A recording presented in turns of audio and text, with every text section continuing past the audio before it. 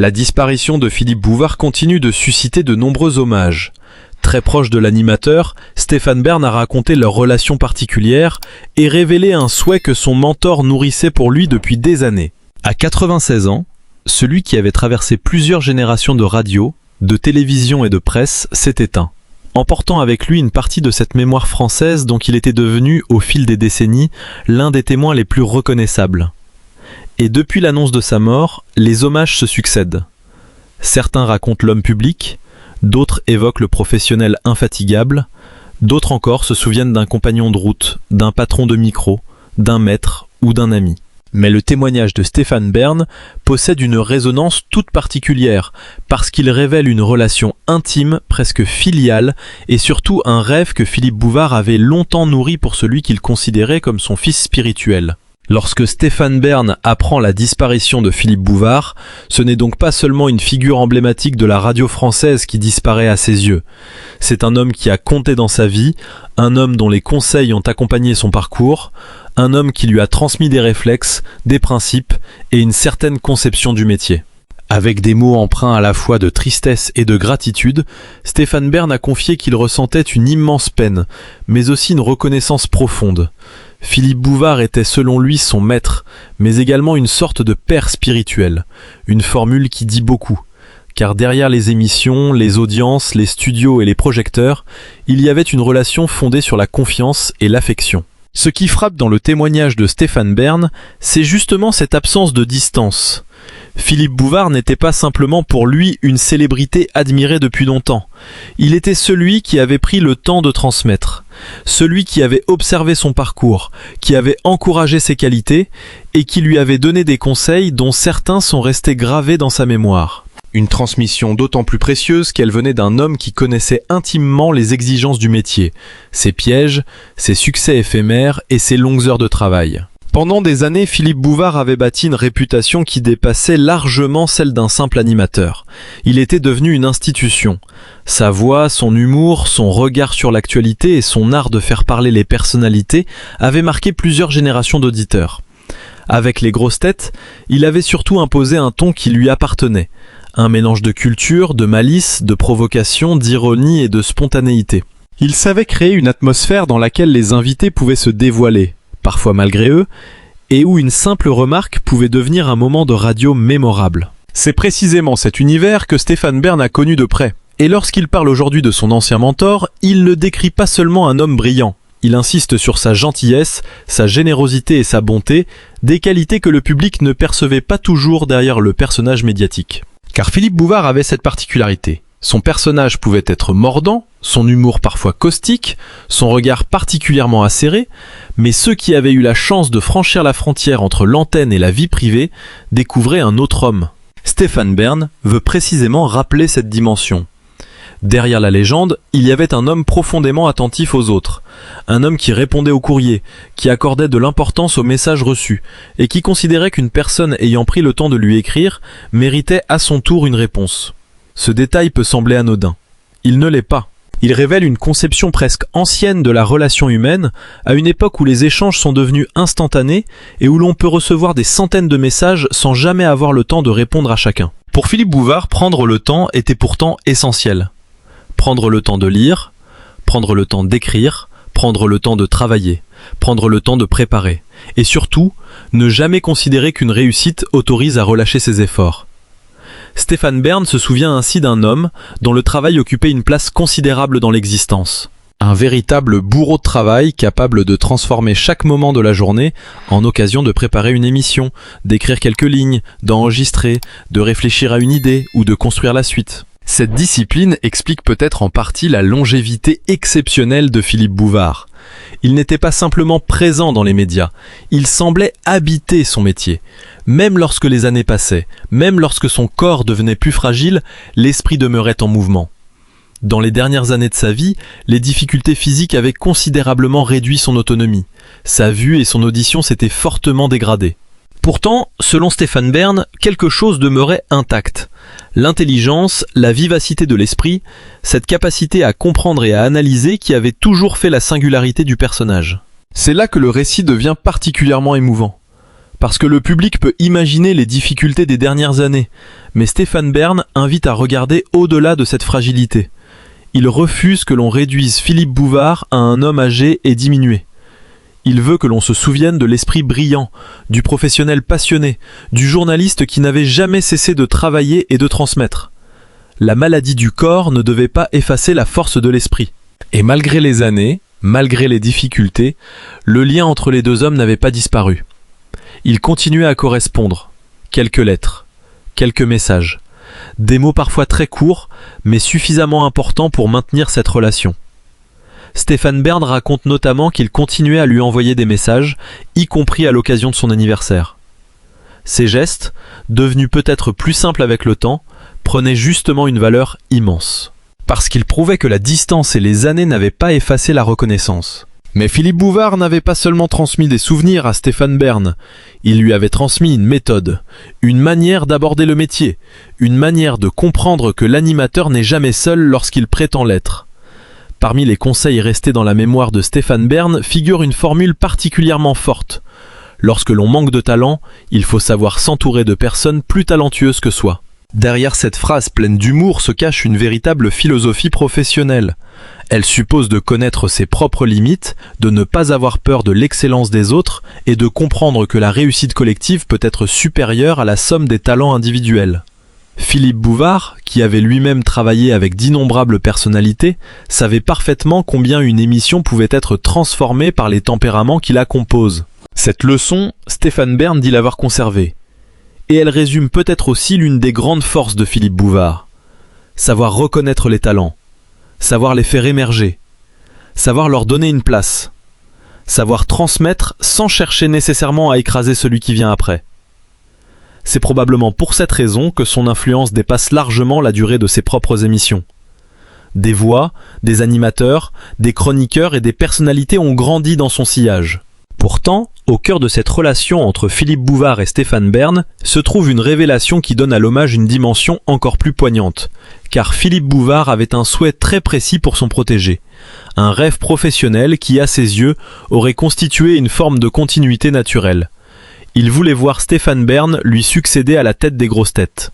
Ce souhait n'était pas une simple plaisanterie lancée au détour d'une conversation.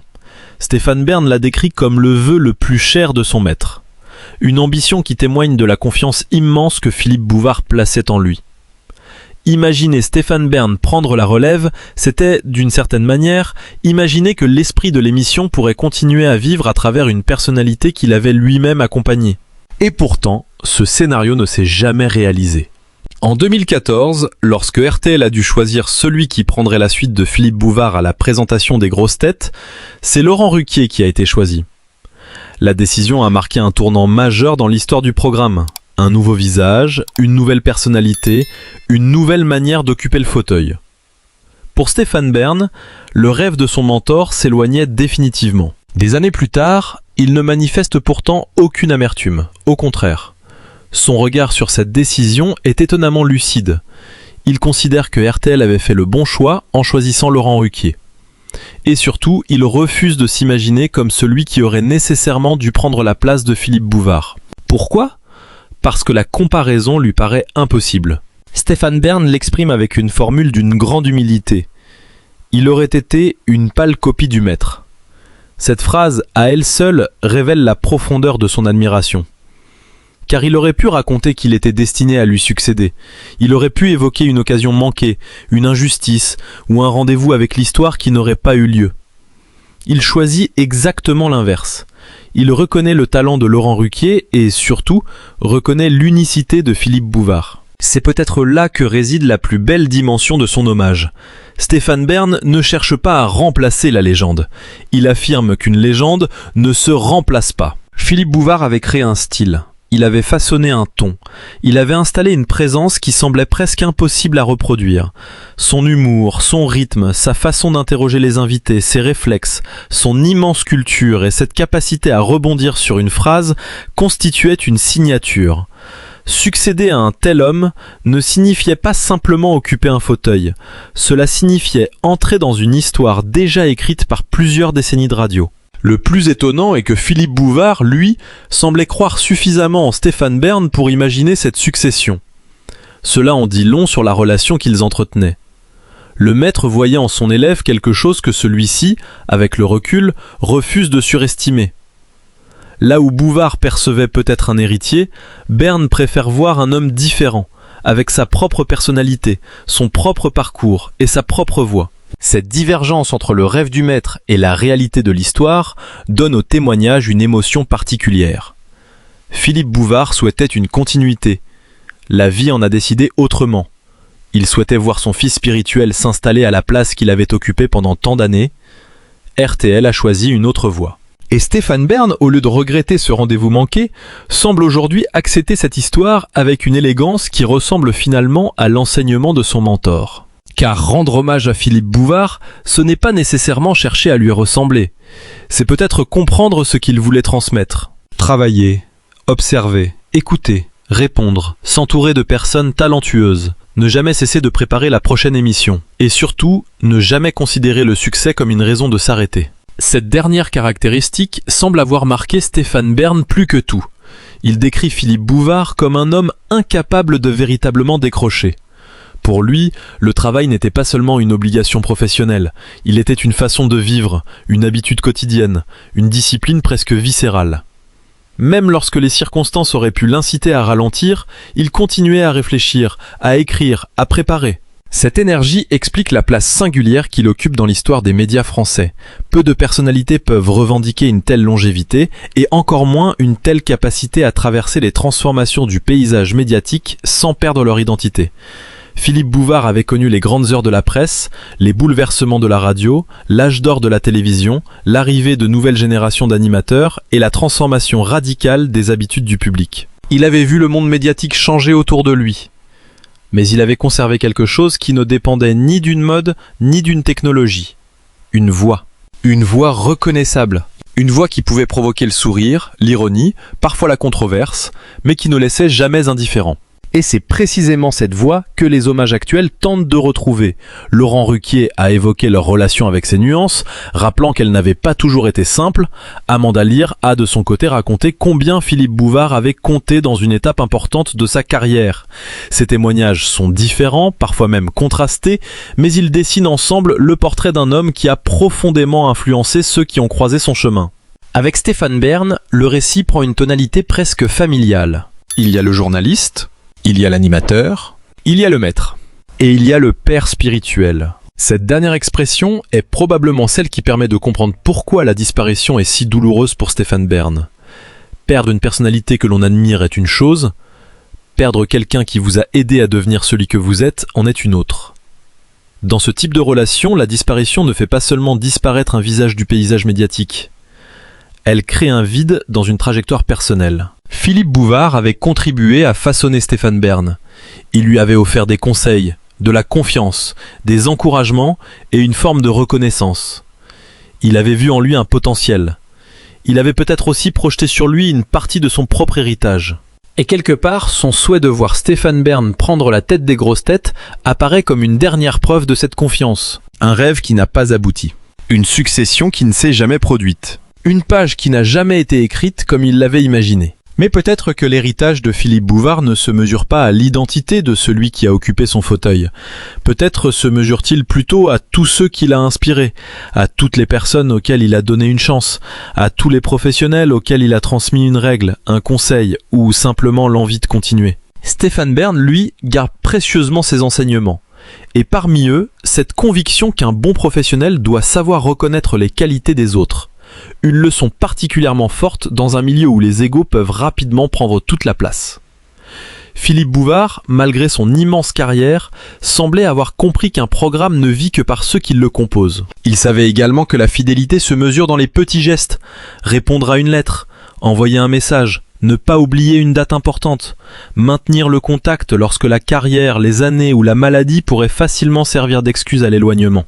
Stéphane Bern a continué à écrire à son mentor alors même que la santé de celui-ci s'était fortement dégradée.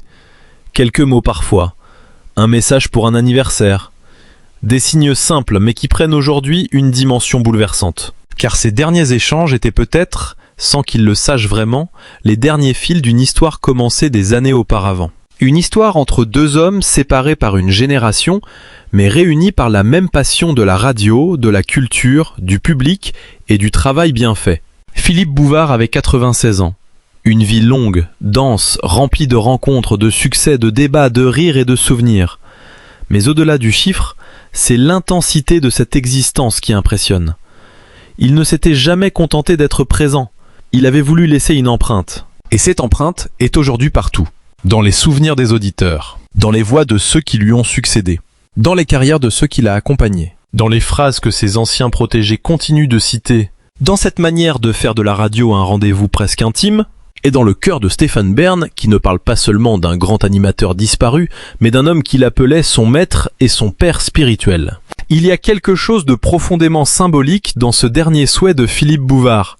Lui qui avait consacré tant d'années aux grosses têtes, aurait voulu que son héritage passe entre les mains de celui qu'il avait contribué à former.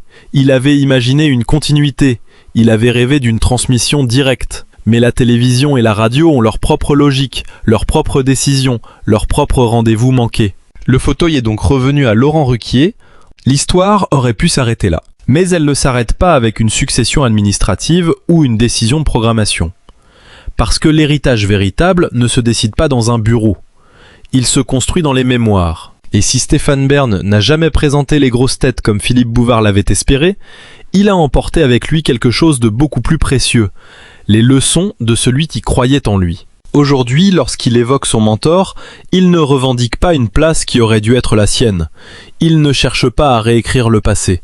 Il ne critique pas le choix de RTL. Il rend simplement hommage à celui qui lui avait donné une ambition et qui avait cru suffisamment fort en son talent pour imaginer un jour son visage derrière le micro.